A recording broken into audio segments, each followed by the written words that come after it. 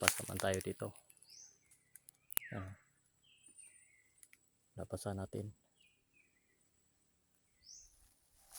para taniman ng kamuti at mais.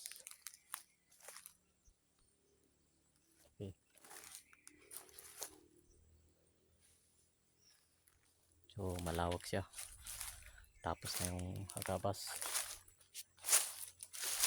pero kukunin pa to, ang damo na to, lilinisin pa to para maging malawak at malinis.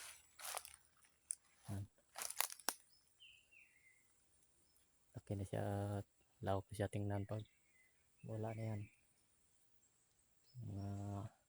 Pag-akay, puputulin din yan.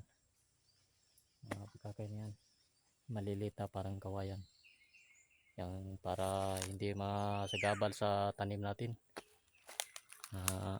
Mabilis tumubo, hindi siya makulimlim ang lugar. Kailangan lang yan tanggalin. Pati dito na naman tayo uli, babalikan ko yan, aabasan ko yan.